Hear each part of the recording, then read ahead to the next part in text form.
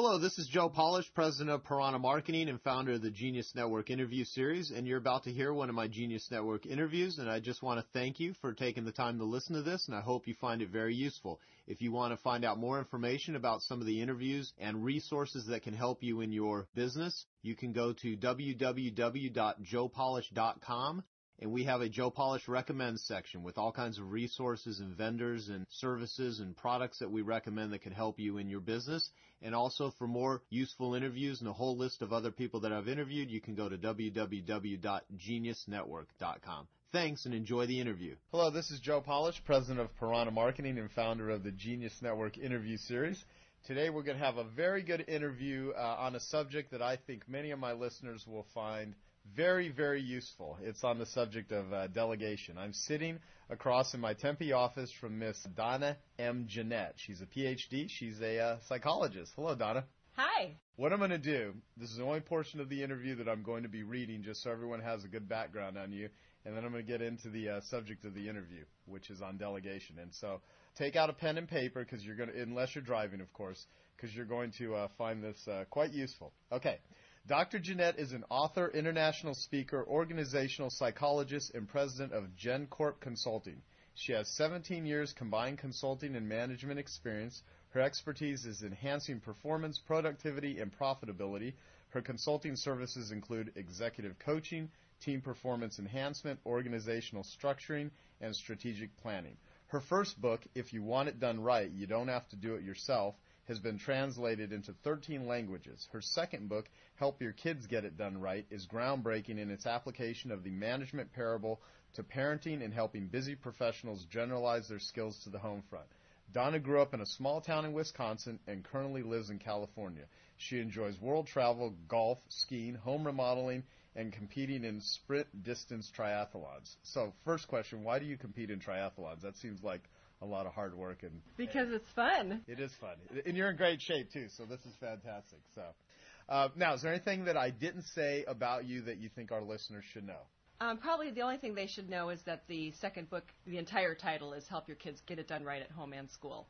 Building Responsibility and Self-Esteem in Children. Those very long titles. You know, my third book is going to have a very short title. Gotcha. Well, let me ask you a question, which is kind of just off the cuff.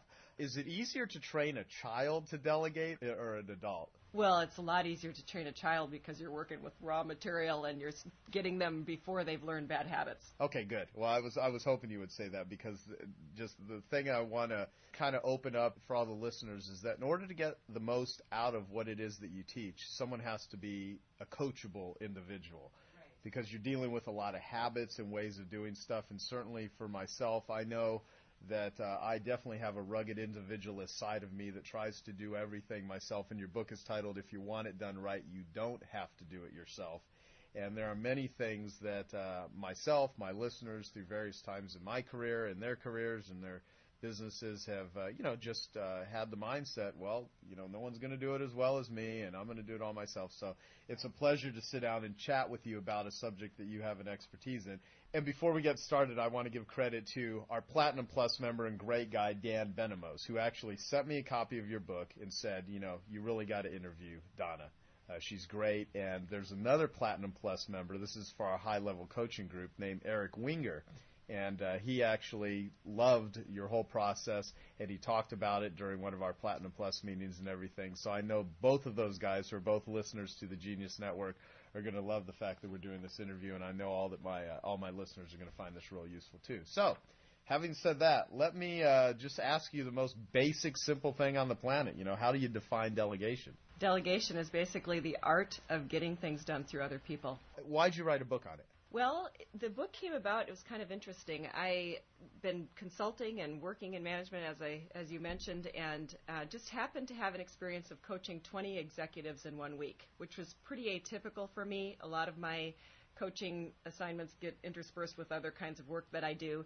So here I was, 20 people back to back, one right after another, and they all came to me with different problems and concerns they wanted to talk about.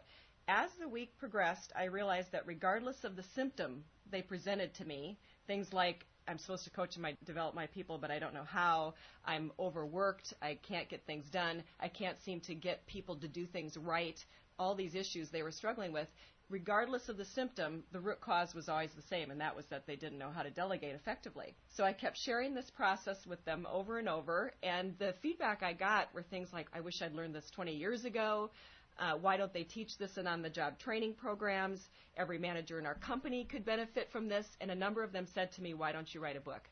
And so I had some time on my hands because September 11th was a pretty significant hit to my business with travel and consulting dollars and so forth. So it was great. I went back and I wrote the book. There you go. Well, on the back of your book, there's a symptoms checklist. So, and I want to see if anyone listening actually can relate to any of this. So symptoms checklist. And there's little check boxes next to each one of these. Do you often feel overwhelmed and exhausted from piles of work on your desk? Do you often feel that you are spinning your wheels? Is more and more work piling up even though you're already overloaded? When talking to your manager about your workload, does he or she tell you to delegate more? And if you're your own boss, are you telling this in your own head with your own self-talk? Do you have trouble finding time to train or mentor others? Do you overlook acknowledging or celebrating successes? Are you afraid of giving responsibility to your direct reports because you don't trust they'll handle it correctly? Do you find yourself saying it's easier to do it myself? Are you told you're working too hard? Are you told you're often unavailable by your direct reports, peers, and significant others? Do you find you have less time than you would like for the things you enjoy most? And does it seem like your boss, or I guess even yourself, expects you to read his or her mind? And, Don, I can't relate to any of those. I don't know. No, I'm kidding. So, I mean, why do you think most people are in such a constant state of overwhelm? I mean, of course you could say it's delegation, but I mean, really, you're a psychologist, so what is this internal thing going on that causes people to be in such a state of overwhelm? Well, I think a lot of people have a very strong belief system that if they want it done right, they have to do it themselves. And the problem with belief systems is once you believe that, it's very hard to change that belief because you're so convinced of it, you don't even look for data that flies in the face of that belief system. Then what happens is because your beliefs drive your behavior. So you engage in behaviors that continually reinforce your belief system, and there you go. You're stuck on the treadmill spinning. You believe you have to get it done all yourself, and so you do it yourself, and you get more and more and more overwhelmed. And if you do try to delegate, if you don't have the skills of knowing how to delegate effectively, it is very highly likely that you're not going to get the results you're looking for. And so people have not been trained how to delegate effectively, so they have bad experiences, which again reinforces that belief system. When I wrote the book, I was absolutely shocked because I found you have to do market research, as you know, when you publish a book to see what's out there on your topic. I thought there'd be hundreds of books on the topic of delegation. It's been around forever. There were 3. 2 were out of print, and the other one I read, and it didn't tell you how to delegate. It just told you that you should. So where do people learn these skills? I mean, it's not something that just comes naturally. It's a skill set, just like any other thing you learn. And unless you learn it correctly, you don't get the results you're looking for. Why do you think they don't teach it in college? They simply don't know how, or has it never been pinpointed as such a critical issue? Well, college, they're teaching a lot of times theory and things like that versus specific skills. I know when I went through college, I learned a lot of theory and principles and research and all that stuff, but I wasn't taught how to run a business. Well, you know what's funny about this? I don't think I've ever admitted this on tape, but I went to college. I went to New Mexico State for a little while. I went to some community colleges. I have no degree.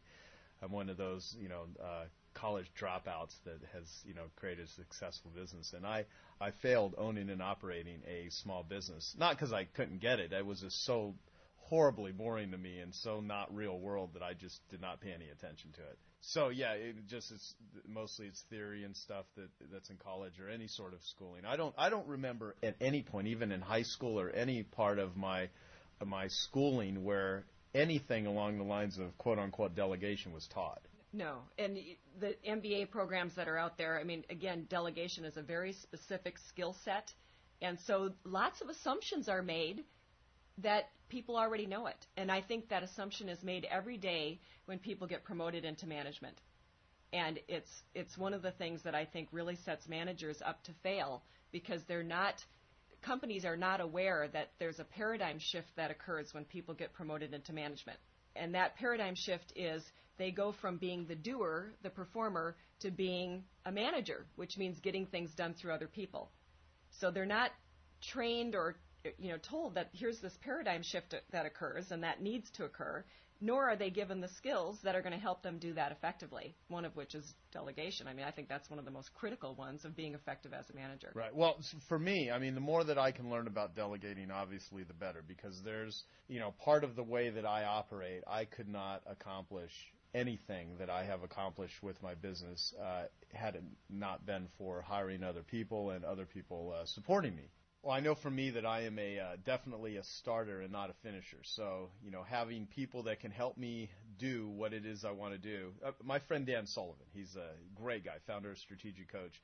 He has this saying that I can accomplish anything that I'd like in my life as long as I'm not the one that does it. And I love that whole statement because it's really about, delegation. Another thing that comes to mind is Ronald Reagan.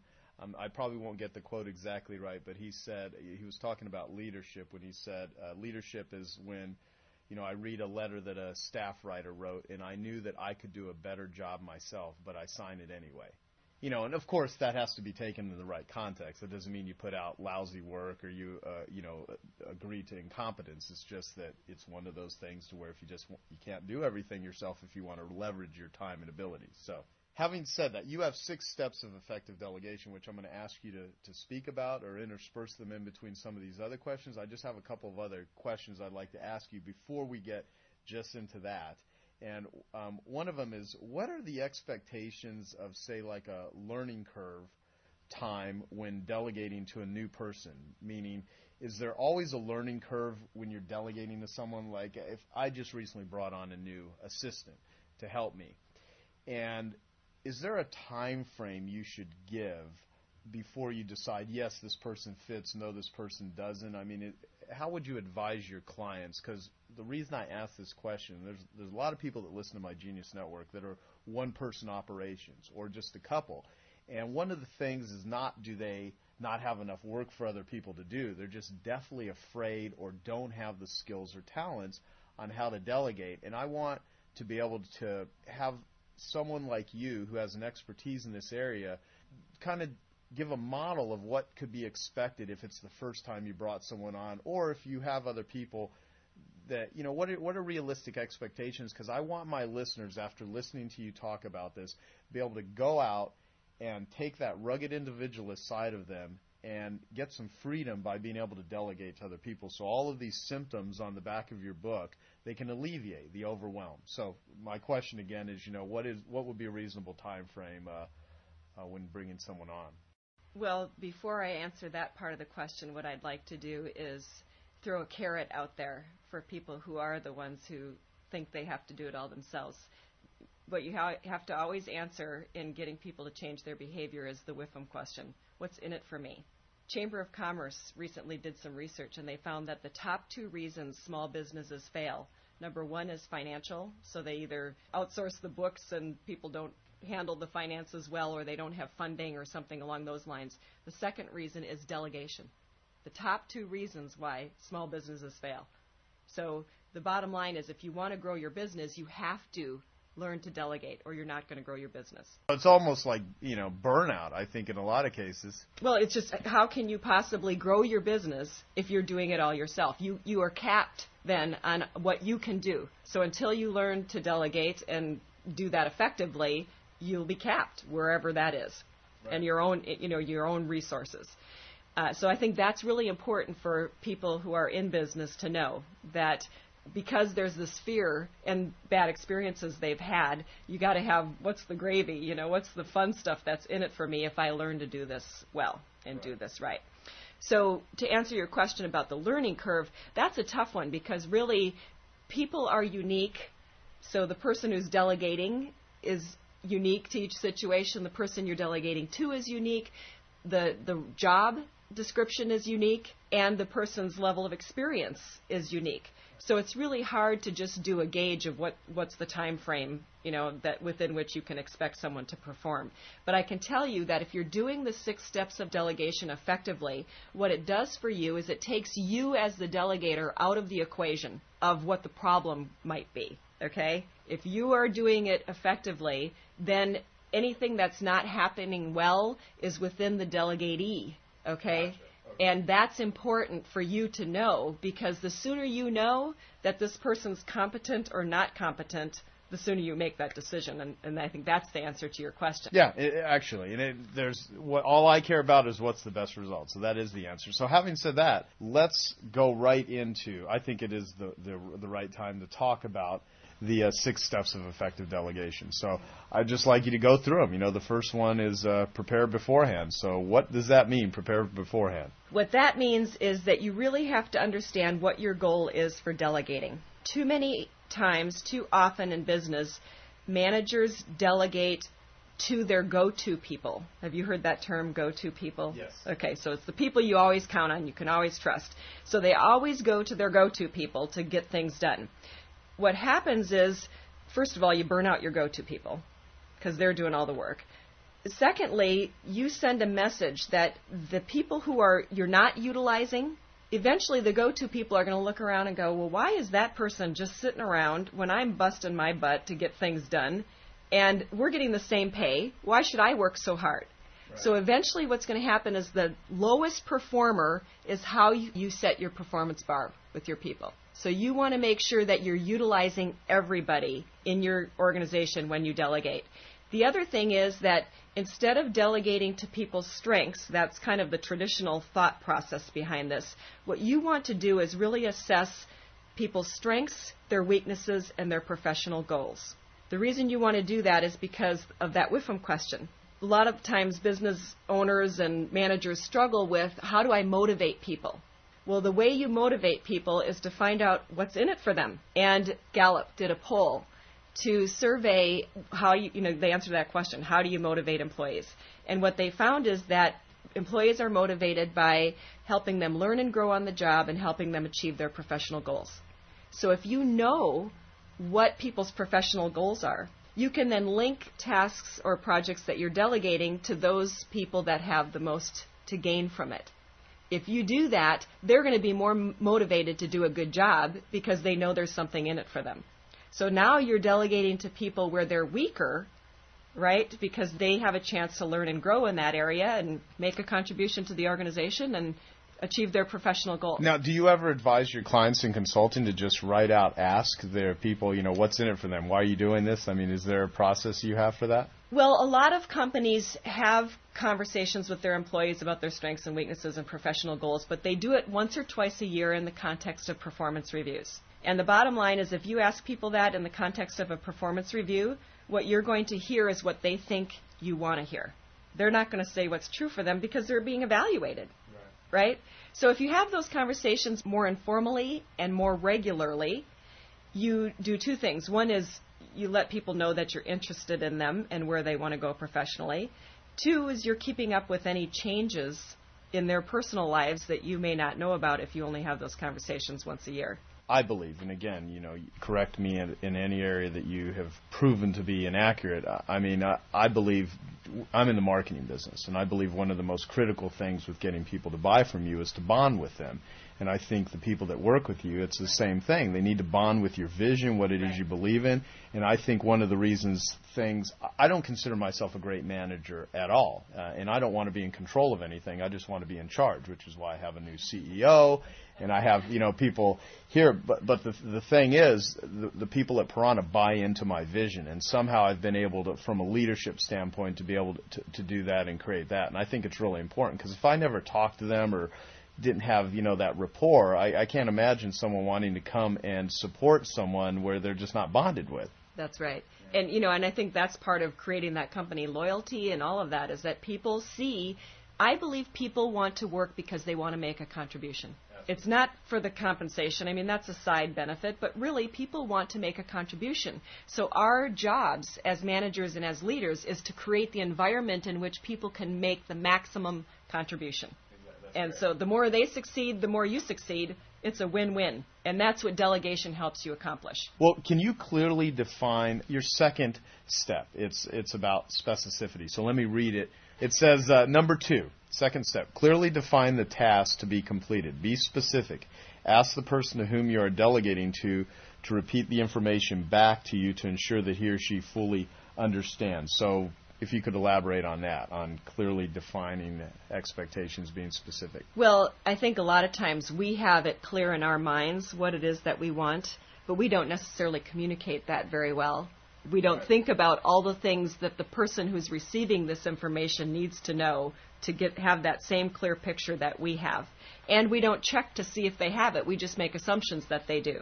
Sometimes I'll have so many different people that I've had conversations or talked about things, I'll make this assumption in my brain that I've already had the conversation, so this other person already knows about it, but in reality they don't. So how do you ensure that that does not happen, that you do clearly communicate it? I mean, first of all, you have to do your homework to kind of sit down and, maybe it helps to write it out. Just write out, what is it that you're looking for? What does a successful end result look like? Because the clearer you can be, the more likely it is they're going to get it.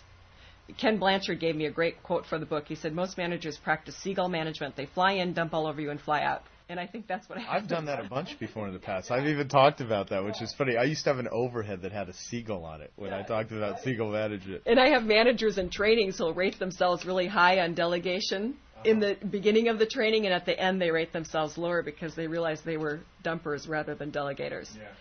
So you have to be very clear in your mind about what the expected result is that you're looking for.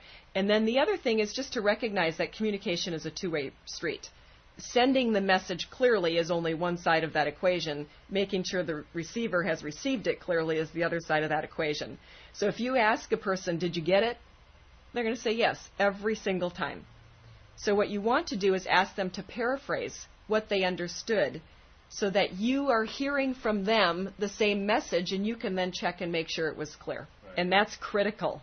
Again, you really want to think of this as a partnership for your mutual success. And so in the vein of that partnership, you can ask a question like, what did you take from what we just discussed? Because some people struggle with how do you ask someone to paraphrase without sounding condescending. Well, you actually just said something I can make in a marketing analogy on, because in marketing we talk about a message to market match. The best message in the world is useless if you shout it at deaf ears, and you've got to have a connection in marketing. And so as it relates to delegation, you could, say what it is you think you're saying, but it may not be interpreted at all. The antennas may not be receptive to it depending on who you're delegating to, so it's very critical. Well, let me kind of back up, because it covers both steps 1 and 2, preparing beforehand, and then even starting with this whole process.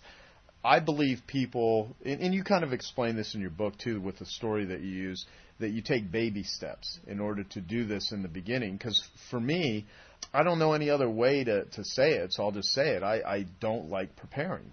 I mean, and when I say I don't like preparing, I mean I like the results of having been prepared.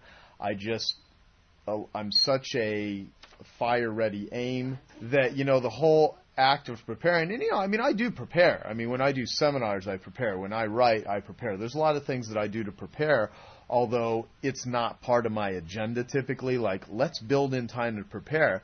And I absolutely know in every case where I've not been prepared for something that was really important, I did not have as good a results than if I did prepare. And so with just the people listening to this saying, this is making sense. Prepare beforehand. That's pretty basic. Ask people to feed back to you what you just said to them.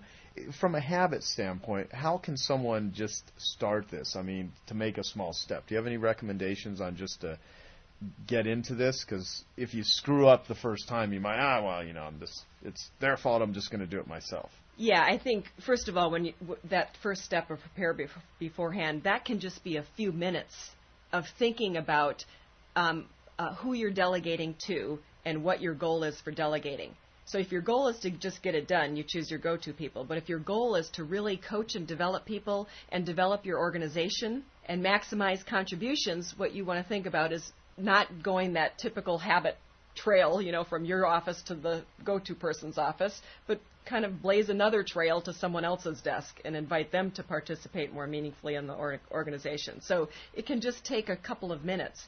But I think the other thing is that once people the people who are listening to this, hear the 6 steps, start with the one you think either is the easiest or the one you think you're the weakest at, and just work that step. This is just like learning any other skill. You start small and you work with one piece of it, and as you get success and comfort with that, you learn another piece. Think about when you first learned to drive a car, how difficult that was. Right. Well, I don't know about you, but now when I drive, I can drive 100 miles and not remember a single minute of it. It's so autopilot. And the same is true with this. Once you get used to it and you start building those kind of pathways that you're used to using, it just becomes instantaneous. And that's where you want to get to. Like with anything, it takes practice. I mean, you run triathlons. I'm sure you didn't run one just instantaneously. You know, it's always training. So this is no different. Yeah, and you got to be patient with yourselves and patient with your people and through the learning curve and invite them to participate in the learning curve. And that's the very last step of the process, which we'll get to later. But it can be fun. It can be fun because everybody wins. That's what makes it exciting for me, is to see. I get emails all the time from people who say, this has changed my life. And they can explicitly state how it's changed their lives. I'll ask you some examples, too, if we have time, about just some of the things that you've seen in your own clients that have just really transformed them. Number 3, let's go over this one. It's clearly outline the time frame within which the delegated task must be completed. And that's pretty simple and straightforward, and you almost think, well, isn't that obvious? But it's amazing how often we don't think about it. Or we forget to communicate it to the person. We just assume that if it's a simple, easy task, that they're going to have it done for us in a couple of hours. And then when it's not done, we're going, well, where was that? And we go talk to them, and they haven't even started. And it's because they didn't know it was urgent or didn't know how it fit in the list of priorities that they've already been delegated. So do you give specifically, here is the exact time I need it done by? I mean, how would you recommend that someone state it or phrase it or articulate it to the person being delegated to? Well, you want to think about when is it that you need it done, and you also want to think about what if you're giving this to someone who's not done it before, right? Where it's a stretch for them, you might have to build in some revision time or a little bit more coaching time. So you need to think about that. Think about other priorities they've been delegated. And how does this fit with those other priorities? Because sometimes people who are reporting to you may not be able to prioritize as well as you would or the same way you would. So you want to have, again, that kind of two-way street conversation to talk about that stuff to make sure that it's a reasonable time frame. Okay, number 4, define the level of authority he or she is to use with this task. This is a big one. This is one of the steps that's most often missed, and I think it leads to the worst disasters. The reason is that people will either consistently overestimate or consistently underestimate their level of authority. So those who overestimate it run off and make decisions and do things that you spend tons of money. They do things they have no business doing. And usually their intentions are good. They're trying to do a good job. They just don't know what their boundaries are. On the other side of the coin, you have those people that are knocking on your door every 10 minutes. What do you want me to do now? Now what do you want me to do? And those are the people who underestimate their level of authority. Should you have a squirt gun available for those people when they're coming where you just kind of like... No. Okay, I'm just kidding. What you do is you clearly outline their level of authority. And you say, you know what? I expect you to be at, for example, an ACT level of authority. What that means is this. You don't need to check in with me. You have full responsibility. You also have, full accountability. But there are 3 levels of authority. Recommend. You're asking them to make a recommendation. Inform and initiate. You want them to tell you what they're going to do before they actually do it, just in case you need to provide a little additional guidance or a check and balance. Right. And then act. They can take it and run with it. So once people understand that, typically their behavior falls right in line with what you would wanted, just because now they understand what level of authority they had. They don't know that that's missing sometimes. So many people that go out and say, you can't find good people these days. Mm-hmm. It's hard to find good people. I mean, what's your reaction to that comment? Well, I think there is some truth to it because of some generational things. I mean, the way kids have been raised over the last couple generations, they've been given a lot. So kids have been raised with this sense of entitlement that everything should be just given to them and they don't have to earn it. So now those people that were kids are now employees, and they are tough. In fact, a lot of organizations are choosing to go to an older workforce because of that issue. It's like they expect everything and they want to give nothing. And of course, that's a generalization. It's not every 20-year-old is like that. But there is a kind of a cultural phenomenon that's happening around that, and it's a very, very tough issue. So you just want to make sure that you, again, are taking yourself out of the equation of performance. Remember what I said earlier about if you're delegating effectively, you now know that the results are based on that person's either their capability or their level of motivation or something else, maybe level of experience, their skills. And so once you get that understood, then you can say, okay, well, these kinds of things, skill-based stuff is really easy to coach. Motivation is very tough to coach. So now you can start making decisions about whether that person stays on your team or not, based on the coachability. All right. Also, Donna, you have on page 61 of your book, you have a grid that actually goes through this to best use these levels of authority. So can you talk about that? Yes, I think the grid is really helpful in a couple of different ways. One is when you're thinking about that prepare beforehand step, what you want to do is think about the risk. The risk is along the left side of the grid, so it's either high, medium, or low risk task that you're going to delegate. And then across the top is high, medium, low level of expertise of the person you're delegating to. So you think about who's the potential pool of people you could delegate to, what's their level of expertise, and of course what was the task or project risk. So you just plug people's names into wherever they fit on that. Then what you do is you think about, okay, is my goal to just get this done? If so, you want to choose someone in an act box. If your goal is to coach and develop and give someone a chance to make a contribution, you want to choose someone in a recommend or inform and initiate box. The other way you can use that is if you're using the tool over time with every task or project you delegate, and you find that your people are always falling in the recommend and inform and initiate boxes, you have one of two problems. Either you aren't letting go, so you're not developing your people, or you don't have competent people. So you can use that as a tool to move people. Basically what you want to do is get everybody into the act boxes. That's how you grow your business, is move everybody into those act boxes. So it's just a great way of kind of managing your own development with this. And the other thing you can do is if you are uncomfortable with delegating, start people out with the recommend level of authority. And as they prove they're competent, work them up, right? So it's managing your own anxiety and your own comfort level about letting go too. That's what it is. It's managing your own anxiety level. What about, like, I think someone like you could probably create a national holiday, maybe like April 1st, April Fool's Day, where you can just go into your staff after you've got this whole process down and you're good at it, where you can just delegate people the most insane projects and then drive everyone crazy at least once a year.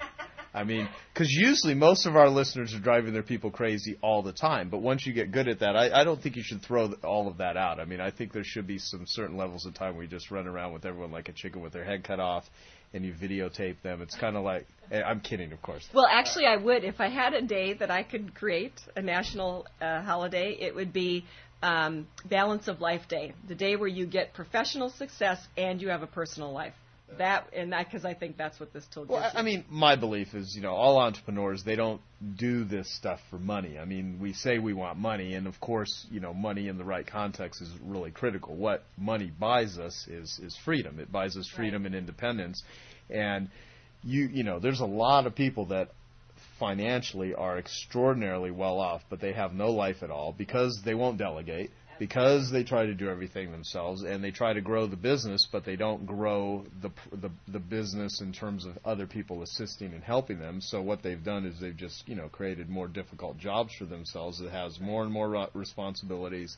And so this is just as much as money represents freedom, delegation represents freedom. Absolutely. And I'll tell you, the University of Florida School of Aging did a huge study. They found you have a 38% reduced risk of developing Alzheimer's or dementia with increased leisure time, because they're basically finding that people are burning out their brain cells. I mean, we are working into the evenings, weekends, people are plugged in with their phone and their laptops, and people are just burning themselves out. Americans take less vacation time, and they just have less leisure time, and it's just really unfortunate. So 38% reduced risk of Alzheimer's or dementia if you learn to delegate and use the free time to have more fun. That's my goal. That's a good point.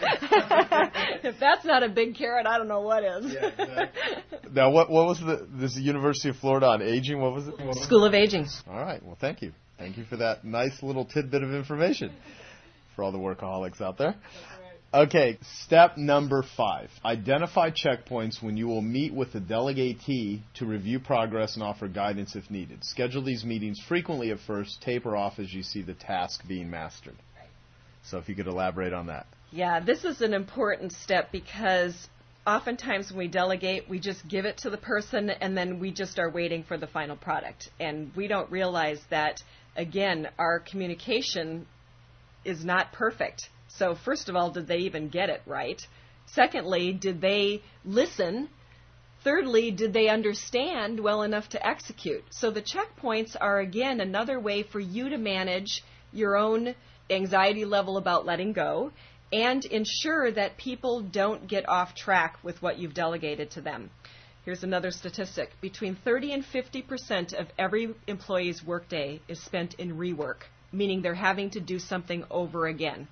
30 to 50%. I had a company recently who told me they thought in their organization it's 75% of every employee's day is spent in rework. That is huge. So you think people are so busy, they're so busy, but what are they busy doing? Right, are they busy doing the right stuff and getting results the first time, or are they just busy correcting errors and, solving problems from things not getting done right the first time? So the checkpoints create, again, that partnership of working with the person. You want to check in with them, not check up on them, to see if they have all the information they need to get it done right the first time. So that's why you want to do these early and close together at first to see if they're getting it right. And as you see they're doing it, then you can taper that off. So, for example, if you're delegating something on Monday morning that's due Tuesday afternoon, and you've given someone a recommend level of authority, you might want to set your first checkpoint meeting in a couple of hours. If you delegate something Monday morning that's not due for several months and you've given them an act level of authority, you may not have a checkpoint meeting for several weeks. So it's a judgment call. But you really want to build in those checkpoint meetings to make sure that it's getting done right the first time, that you catch any problems or misunderstandings before people get into that rework mode. Because once people are having to do it over again, their morale tanks. It's no fun to put your heart and soul into something, bring it to your manager, and have them go, well, that's not really what I was looking for. It's just no fun. And, so are they encouraged then to go back and try again and, try to hit this moving target or this very unclear target? Yeah, great point. Great point. You said an interesting line, check in with them versus checking up on them. Yeah, I had a woman in a training who wrote to me and sent me an email. She says, I didn't check in with my team on this huge project. I used the steps, but I didn't do the checkpoint meetings because I felt like I was micromanaging. And the next step is the debriefing, where you talk with your people about what went well, what didn't go well. And she said, in the debriefing, my project team said to me, what we would like differently in the future is more checkpoint meetings. And she was stunned. But I said to her, people know what they need to be successful. She had all the information they needed to ensure their success. You might have employees who are, quote unquote, resisting, or who don't like going along with the flow of what things are. So this is a great step to use for accountability. Because what you're doing when you check in with people is you're letting them know that what you're paying attention to is important. What you pay attention to is what they'll pay attention to.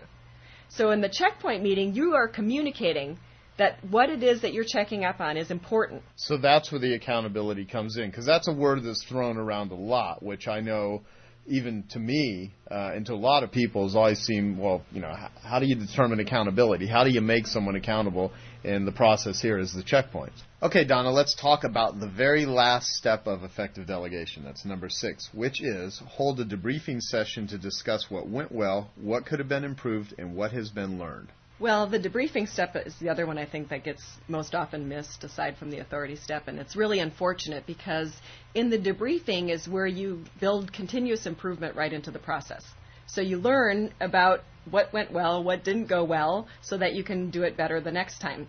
And I think it's just a way of making sure that your style and the style of your team or your direct reports is lining up, because different people need different things.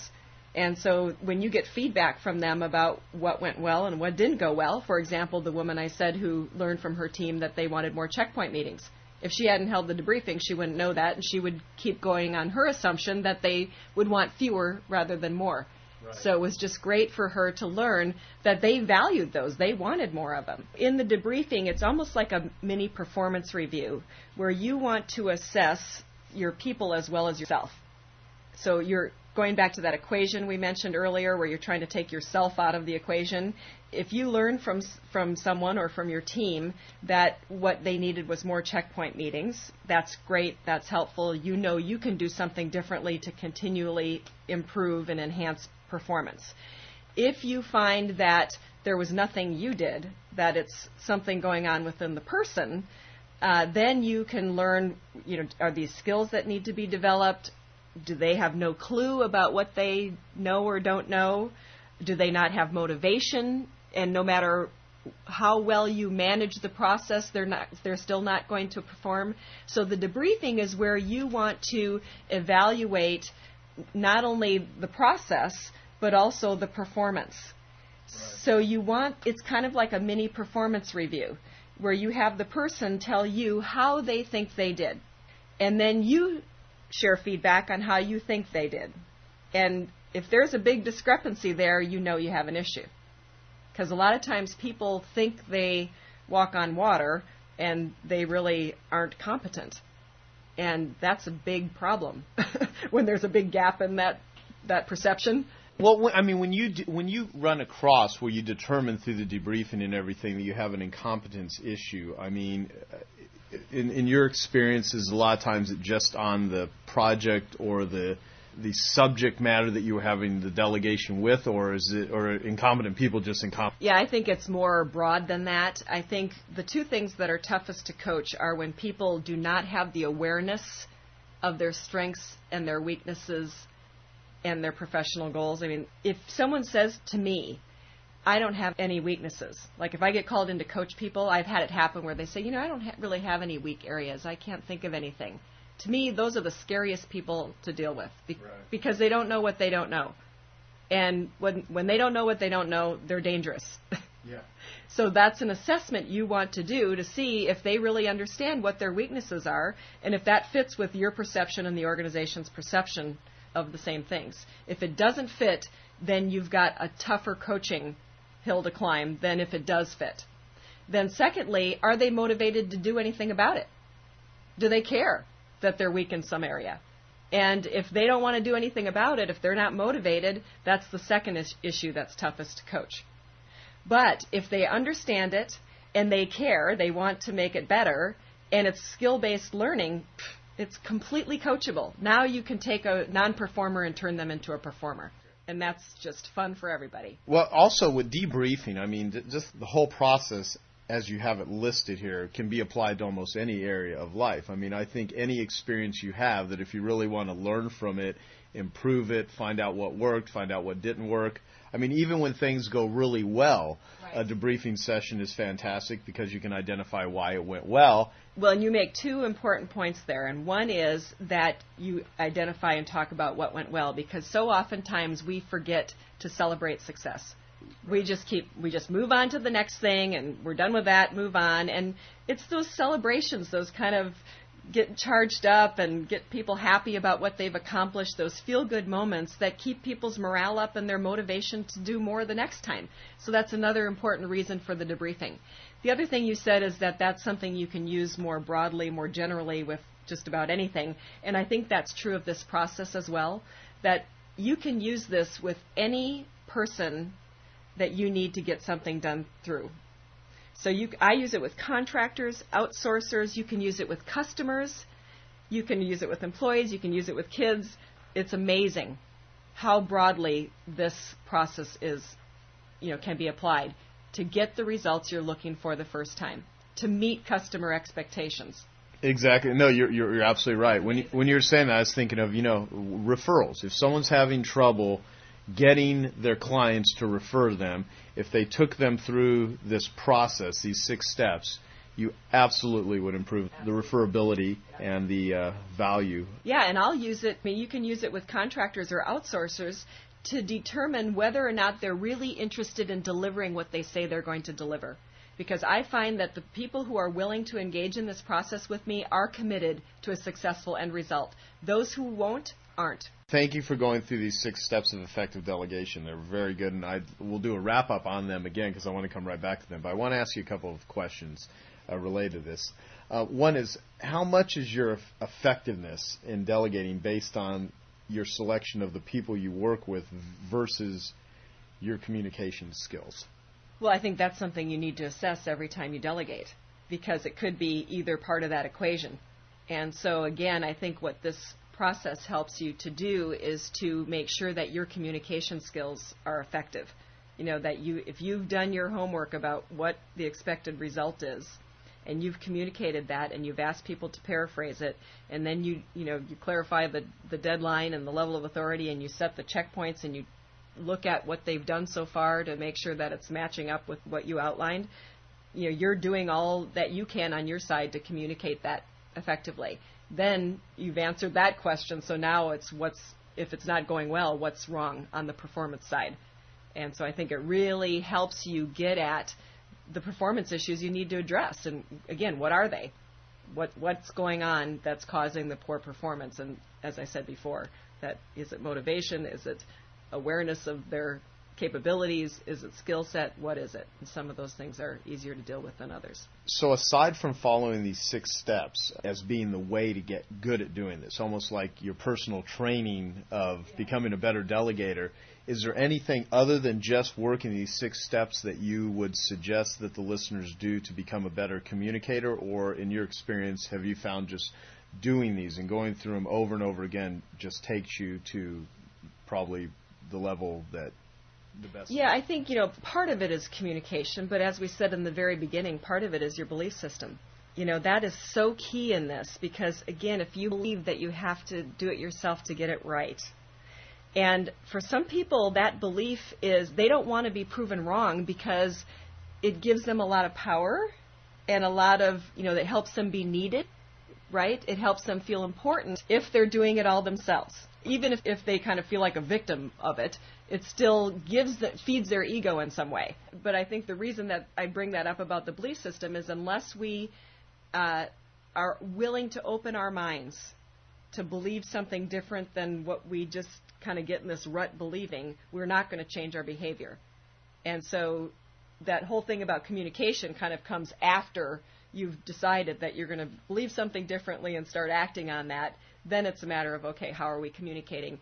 And when it comes to communication, I mean, really, it's just you always have to understand that it's a two-way street. So what works effectively in one situation may not work effectively in another situation with another person.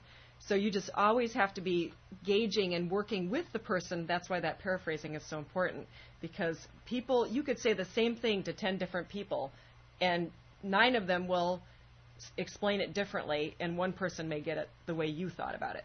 You actually yes, you're absolutely right, and it is critical, and that brings up a thought. One of the errors that I used to make in the past, and not that I'm immune to it, I probably still do it occasionally, I do it a heck of a lot less than I used to, is I have, in my company, Piranha Marketing, there's 3 key people that I usually will delegate certain things to. Sometimes the same things depending on, and when I mean the same things, it may have to do with a particular product line or a particular travel arrangements when one is not available to go to the other, where I'll sometimes delegate the same thing to 2 people or 3 people. I'll send out an email or a memo, and that dramatically complicates the situation whenever you ask more than one person for it. So when you're delegating to multiple people involved in the same project, any tips or suggestions on how to not turn it into a mess? Absolutely. I mean, really what you have to do is be very clear about what piece of it you're delegating to each person. Because, first of all, why would you delegate the same thing to 3 people? Why would you want that duplication of effort? What we don't realize in that situation, that's actually 3 delegations. It's not 1. So what is the expected result with each segment of that, each piece of that? Because each person owns a different piece, which is a unique delegation in and of itself. We don't realize how much delegation goes on every single day. We don't define it as delegation. For example, when you hire someone for a job, you've just delegated a job. That's a delegation. You use these same 6 steps with the job as you do with a task or a project. Yeah, so, I mean, you really have to be thinking about it as unique. Those are 3 unique delegations, not 1. And so what does each person need to know to do their part successfully the first time? Gotcha. Okay. So what about, let's say, FYIs? You send out an email and there's one key person that you're delegating to, but you want the rest of the team to hear it. It could be an email, it could be, a lot of different things. But let's just say it's an email and you FYI other people on it so they're in the loop. I mean, one of the things that I notice in my own company and in other people's company definitely is there's too many cooks in the kitchen at times. So any recommendations on ways to avoid? Yeah, I mean, when it comes to that kind of thing, this is common with people who set up meetings and don't have a purpose for the meeting and say, well, one meeting is set to just deliver information, another meeting is a problem-solving meeting, and we want an action to come out of it, whatever. You really have to define the purpose of that. But in that particular example, why not give it to the person to keep people, in the communication loop? Isn't that part of the delegation? If you do the FYI, you run the risk of having people interpret that as a delegation, unless you very specifically outline, this is the person in charge, this is their level of authority, this is what their, the result is, this is what they're going to be doing. You people are resources to that person, or, however it gets defined. Well, let me ask you about reverse delegation, meaning, delegating something and having it come back to you. Clearly, that's a sign of non-effective delegation. It's something that you hire someone, you want them to help you out with stuff, and then in the process they're bringing work back to you. How do you avoid that? Well, that could be symptoms of a couple of different things. It could be that you weren't clear, so they don't know what it is that you want. It could be that they know that if they bring it back to you, you'll take it back and then they don't have to do it. So you want to make sure that when they're coming back to you, they have a very explicit reason for doing so. What is their question? What is it they need? But see, the thing is if you're doing the checkpoint meetings, that won't happen. Right. Because they already have it built into the process that they're going to have access to you to clarify what it is they need to get it done right.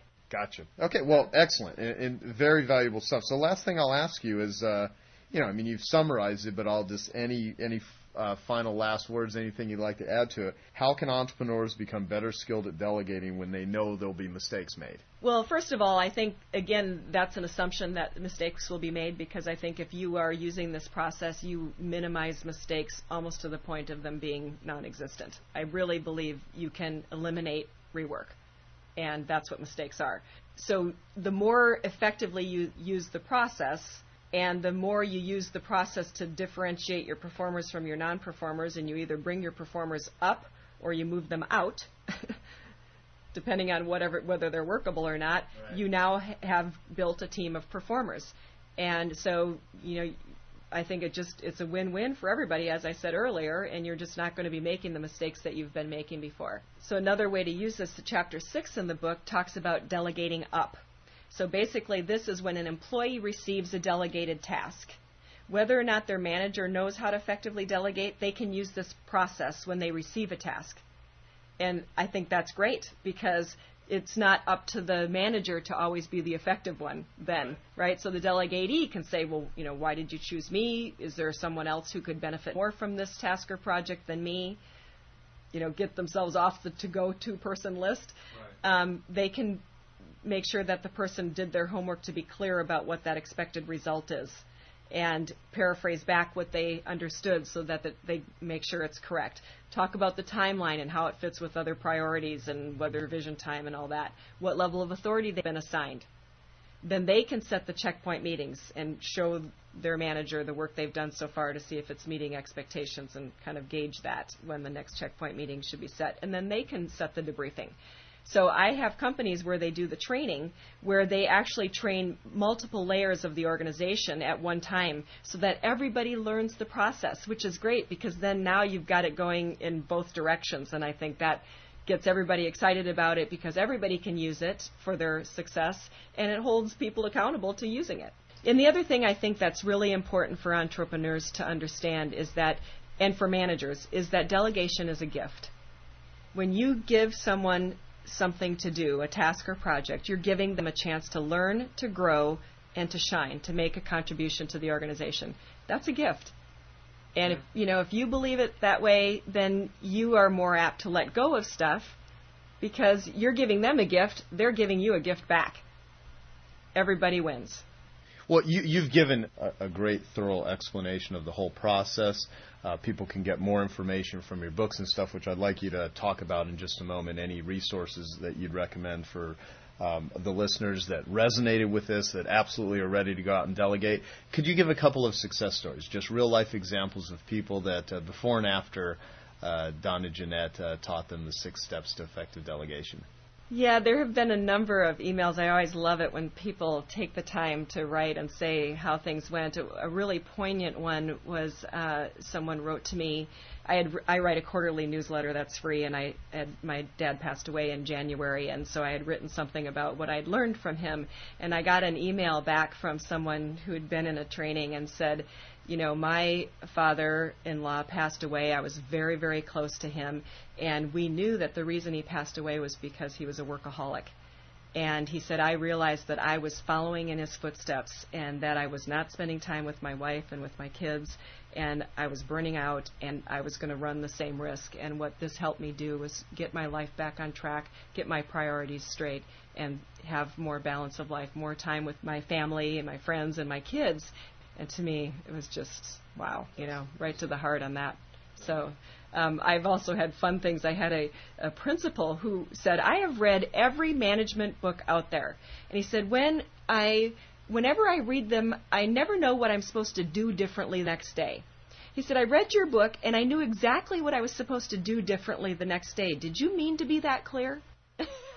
I thought that was great. I'm like, no, I meant to be fuzzy. Absolutely. Okay, so how do people get more information from you if they want any additional training? I know you do consulting. I know you do workshops. You do speaking occasionally. So if you have a website, give out all your contact info and anything else that you'd recommend for our listeners so that they can become the best delegators they can be. Okay, well, yes, the website is www.wantitdoneright.com. And on the website, you'll find all the information about the book, the first book, which is if you want it done right, you don't have to do it yourself. There's a workbook. You know, the book was written as a fun, quick read because having been in management, I knew what it was like to read some dry business book, just like the principal said, right. You know, and so I wanted to make it a fun story. But there really is a lot more depth to this than what you read in the book. And so I wrote a workbook that helps people really learn more about each step and has exercises that they can do to better learn how to execute each step.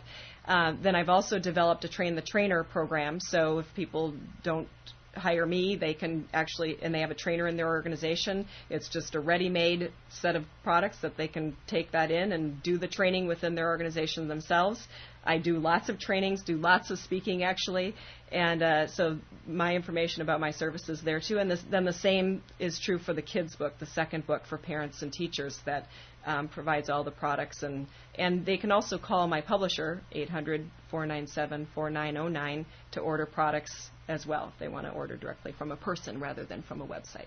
Well, I want to very much thank you for you were in the Phoenix area. You came down to my offices in Tempe, and so we're sitting right across from each other. This is the first time we actually met in person, so I just want to very much thank you for taking the time to do this interview. Thank you, Joe. This has been great. I've really enjoyed it. Thank you very much, Donna. I appreciate it. Hello, this is Joe Polish. I want to thank you for taking the time to listen to this interview. I hope you found it very useful. Please give me your feedback on all of the interviews that you listen to. I'd love to hear your feedback so we can always deliver a great program for you. Our website is www.joepolish.com, and we also have a Joe Polish Recommends section, so you can take a lot of the ideas and concepts that you hear on my Genius Network interview series and apply them to your business and find vendors and resources. You can go to joepolish.com to find that information and click on the Joe Polish Recommends section. And also, if you would like to find out about more interviews and invest in more useful Genius Network series interviews, go to www.geniusnetwork.com. Thanks, and eat your competition alive.